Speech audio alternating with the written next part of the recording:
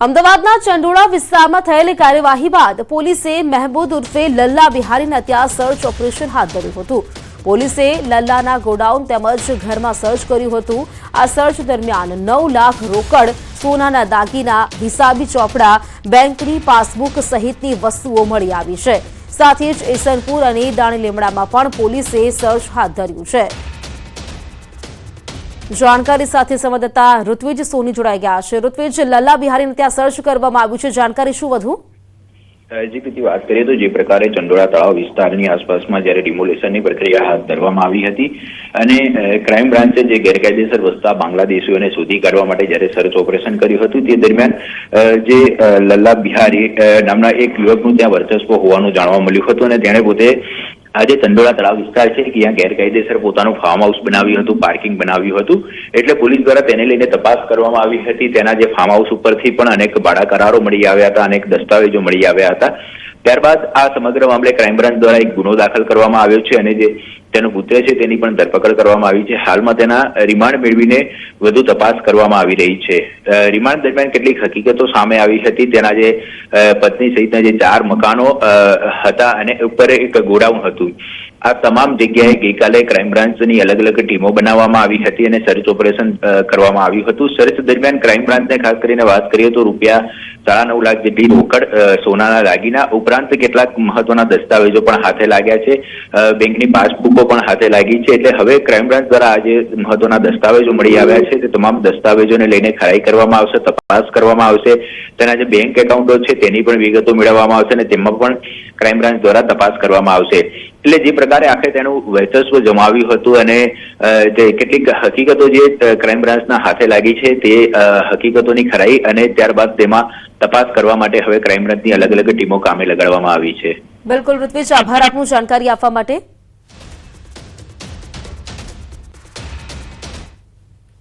અમદાવાદના ચંડોળા ખાતેથી ભાગી ગયેલા બાંગ્લાદેશીઓ વડોદરાથી ઝડપાયા છે। ચંડોળા તળાવ ખાતે રહેતા બાંગ્લાદેશીઓ પોલીસને થાપ આપી ભાગી ગયા હતા। અમદાવાદથી ભાગેલા 30 બાંગ્લાદેશીઓ પાદરા પહોંચ્યા હતા, જ્યાં પોલીસ દ્વારા બાંગ્લાદેશીઓને દબોચી લેવામાં આવ્યા છે। ભાગી ગયેલા લોકોમાં 6 પુરુષ, 9 મહિલા અને 15 બાળકોનો સમાવેશ થાય છે।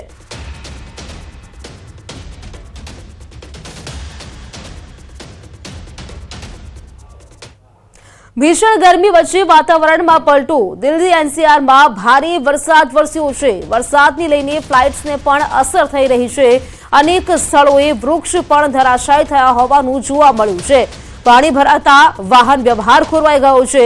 વરસાદમાં ટ્રાફિક જામ થતા વાહન ચાલકોને પણ હાલાકી ભોગવવી પડી રહી છે। તો કેટલાક વિસ્તારોમાં 50 થી 75 કિલોમીટરની ઝડપે પવન પણ ફૂંકાયો। ભીષણ ગરમી વચ્ચે દેશભરમાં હવામાન બદલાયું છે, ત્યારે ગઈકાલ રાતથી દિલ્હી એનસીઆરમાં ભારે પવન સાથે વરસાદ વરસ્યો હતો। રાજધાની દિલ્હીમાં વાવાઝોડાના કારણે ઘણી જગ્યાએ વૃક્ષો પણ પડી ગયા છે અને ભારે વરસાદના કારણે પાણી પણ ભરાઈ ગયા છે। ખરાબ હવામાનના કારણે દિલ્હી એરપોર્ટ પર ફ્લાઇટ્સ પર પણ અસર પડી છે। 100 થી વધુ ફ્લાઇટ્સ મોડી પડી છે। દિલ્હી, નોઈડા, ગુરુગ્રામ, ગાઝિયાબાદ સહિત સમગ્ર એનસીઆરમાં ભારે વરસાદ, તોફાન અને વીજળી પડી રહી છે। હવામાનમાં અચાનક પલટાના કારણે લોકોને ગરમીથી રાહત મળી છે। દિલ્હીમાં મોડી રાત્રે વરસાદ શરૂ થયો અને સવાર સુધીમાં તે તેજ બન્યો। ઘણી જગ્યાએ વાહનોમાં નુકસાની પહોંચી છે। ભારે વરસાદના કારણે ઘણા વિસ્તારોમાં પાણી ભરાવાની પણ સમસ્યાઓ સર્જાઈ છે। લોકોને સવારે ઓફિસ અને શાળાએ જવા માટે મુશ્કેલીનો સામનો કરવો પડી રહ્યો છે। દિલ્હી એનસીઆરમાં ભારે વરસાદ પડ્યો છે। અનેક સ્થળોએ પાણી ભરાઈ ગયા છે। અનેક વિસ્તારો છે જે પાણીમાં ડૂબ્યા હોય તેવું જોવા મળી રહ્યું છે। તો મોડી રાત્રે આ વરસાદ શરૂ થયો હતો। સવાર સુધી આ વરસાદે તેની ગતિ વધુ કરી હતી અને જેના કારણે તમામ જગ્યાએ જાણે પાણી ભરાઈ ગયા હોય તેવું જોવા મળ્યું હતું। આ તરફ વાહન ચાલકો છે તેમને પણ હાલાકી ભોગવવી પડી હતી। સમગ્ર દેશભરના વાતાવરણમાં પલટો જોવા મળ્યો છે। તેની વચ્ચે વાવાઝોડું દિલ્હી ખાતે જોવા મળ્યું, ત્યારબાદ ભારે વરસાદ થયો હતો। હતો। ભારે વરસાદના કારણે તમામ જગ્યાએ પાણી ભરાઈ ગયા હોય તેવું જોવા મળ્યું હતું। ભીષણ ગરમી વચ્ચે અચાનક વાતાવરણમાં પલટો આવ્યો છે। ભારે વરસાદના કારણે અનેક વૃક્ષો છે તે પણ ધરાશાયી થઈ ગયા છે। મોડી રાત્રે આ વરસાદ વરસ્યો હતો। દિલ્હીના અનેક વિસ્તારો છે જ્યાં પાણી ભરાઈ ગયા હતા અને તેના કારણે સવારે જે લોકો ઓફિસ જતા હોય છે, શાળાએ જતા વિદ્યાર્થીઓ છે, તેમને પણ ક્યાંક ને ક્યાંક મુશ્કેલીનો સામનો કરવો પડ્યો હોય તેવા દ્રશ્યો સર્જાયા હતા। ભારે પવન સાથે આ વરસાદ થયો છે, જેના કારણે અનેક વૃક્ષો છે તે પણ ધરાશાયી થઈ ગયા છે। અનેક વૃક્ષો પડી જવાના કારણે અવરજવર કરતા જે વાહનો છે તેમને પણ ક્યાંક હાલાકી પડતી હોય તેવું જોવા મળી રહ્યું છે। દ્રશ્યોમાં આપ જોઈ શકો છો ક્યાંક રસ્તા પર પાણી ભરાઈ ગયા છે, ટ્રાફિક જામની સ્થિતિ છે અને તેના કારણે લોકોની હાલાકી પડી રહી છે। બે દ્રશ્યો છે વહેલી સવારના દ્રશ્યો કે જ્યાં પાણી ભરાયેલા જોવા મળી રહ્યા છે અને બીજી તરફ રાત્રે જે મોડી રાત્રે વરસાદ થયો છે તેના કારણે પાણી ભરાઈ ગયા હતા। લોકોને અવરજવર કરવામાં હાલાકી પડી રહી હતી અને જેના કારણે ટ્રાફિક જામના દ્રશ્યો સર્જાયેલા જોવા મળ્યા હતા। ભીષણ ગરમી વચ્ચે અચાનક આ વાતાવરણમાં પલટો આવ્યો છે। આ ચાર દ્રશ્યો આપ જોઈ રહ્યા છો, જેમાં મોતીબાગ જે વિસ્તાર છે દિલ્હીનો, ત્યાં પણ આપ જોઈ શકો છો રોડ પર પાણી ભરાઈ ગયા છે, જેના કારણે અવરજવર કરતા લોકો છે તેમને હાલાકી છે। બીજા દ્રશ્યો છે પડપડગંજના જે દ્રશ્યો છે તેમાં પણ જોઈ શકાય છે કે પાણી ભરાઈ ગયા છે વિસ્તારમાં। દિલ્હીના એરપોર્ટ રોડ પર પણ પાણી ભરાયેલું જોવા મળી રહ્યું છે। તો આ તરફ કમલાનગર વિસ્તાર છે ત્યાં પણ વરસાદી પાણી ભરાઈ ગયા છે। તમામ જગ્યાએ જે વરસાદી પાણી ભરાઈ ગયા છે તેના કારણે હાલાકીનો સામનો અત્યારે ત્યાંના દિલ્હીવાસીઓ છે તેઓ કરી રહ્યા છે। મોડી રાતનો આ વરસાદ અને તે વરસાદનું જે પાણી છે તે સવાર સુધી ભરાયેલા જોવા મળ્યા હતા, જેના કારણે અવર જવર કરતા લોકો છે તેમને હાલાકી પડી છે। તો ક્યાંક વૃક્ષો ધરાશાયી થઈ ગયા હોય તેવા પણ દ્રશ્યો જોવા મળ્યા હતા। દિલ્હીમાં ક્યાંક કમોસમી આફત સર્જાઈ છે, અનેક વિસ્તારો છે જ્યાં પાણી ભરાઈ ગયા છે। ગરમી વચ્ચે વાતાવરણમાં અચાનક પલટો આવ્યો, ત્યારબાદ જે વરસાદ વરસ્યો હતો દિલ્હી એનસીઆરમાં ભારે વરસાદ થયો છે, જેના કારણે અનેક વૃક્ષો છે તે ધરાશાયી થઈ ગયા છે। રસ્તાઓ જાણે પાણી થયા હોય તેવું જોવા મળી રહ્યું છે। વાહન વ્યવહાર ખોરવાઈ ગયો છે, કારણ કે અવરજવર કરતા લોકો છે તેમને આ પાણી ભરાવાને કારણે ક્યાંક તેમને થોભવાનો વારો આવ્યો હોય તેવા પણ દ્રશ્યો સર્જાયા હતા। દેશભરમાં વાતાવરણમાં પલટો છે, તેની વચ્ચે દિલ્હીમાં પણ વાતાવરણમાં પલટો જોવા મળ્યો છે। ભર ઉનાળે ચોમાસા જેવો વરસાદનો સામનો છે તેઓ દિલ્હીવાસીઓ અત્યારે કરી રહ્યા છે। તમામ જગ્યાએ ક્યાંક વૃક્ષો ધરાશાયી થઈ ગયા હોય તેવી સ્થિતિ જોવા મળી રહી છે।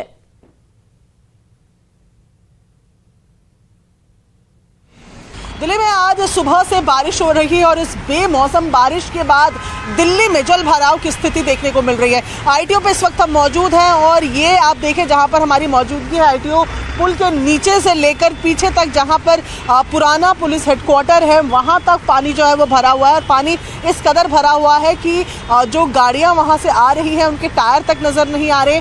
लोग आपको दूसरी सड़क की तरफ जाते हुए दिख रहे हैं, उससे आप अंदाजा लगाएंगे कि कैसे वो अपने जो जीन्स है, अपनी पैंट्स हैं, उनको ऊपर करके चल रहे हैं क्योंकि पानी लगातार भरा हुआ है। और ये शख्स जहाँ चल रहे हैं वो हाइट पर है, यानी कि फुटपाथ भी कवर हो चुका है, पानी इतना भरा हुआ है।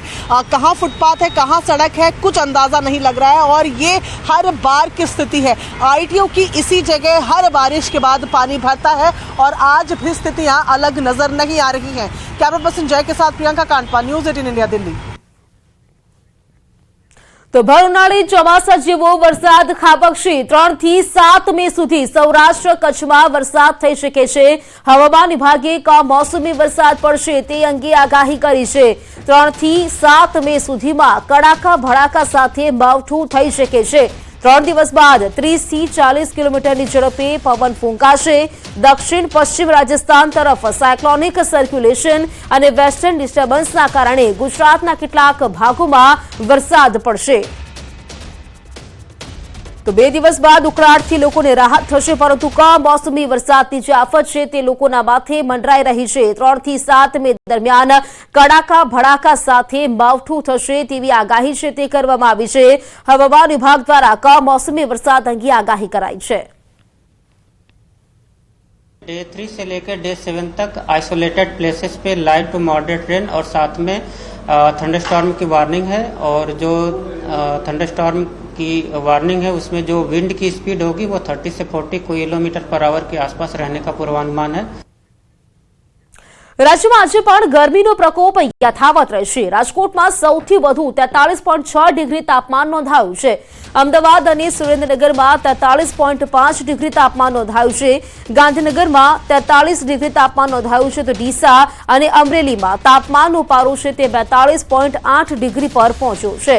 ભુજમાં 41 ડિગ્રી, વડોદરામાં 40.6 ડિગ્રી તાપમાન નોંધાયું છે. રાજ્યમાં આજે પણ ગરમીનો પ્રકોપ યથાવત છે. કેટલાક એવા જિલ્લાઓ છે જેમાં તાપમાનનો પારો 40 ડિગ્રીને પાર છે. લગભગ 10 એવા શહેરો છે કે જ્યાં તાપમાનનો પારો 40 ડિગ્રીને પાર કરી ગયો છે. અમદાવાદ, સુરેન્દ્રનગરમાં તાપમાનનો પારો 43.5 ડિગ્રીએ પહોંચ્યો છે, તો ગાંધીનગરમાં તાપમાન 43 ડિગ્રી નોંધાયું છે. આજે પણ ગરમીનો પ્રકોપ યથાવત રહેશે. સતત 2 દિવસ સુધી હજુ પણ ગરમીનો પ્રકોપ જોવા મળશે.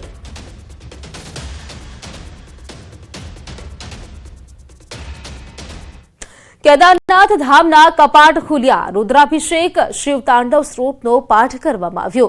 મોટી સંખ્યામાં શ્રદ્ધાળુઓ ઉમટી પડ્યા. આવતીકાલે બદ્રીનાથના કપાટ ખુલશે. ન્યૂઝ 18 પર સૌથી પહેલા કરો દેવાધિદેવના દર્શન.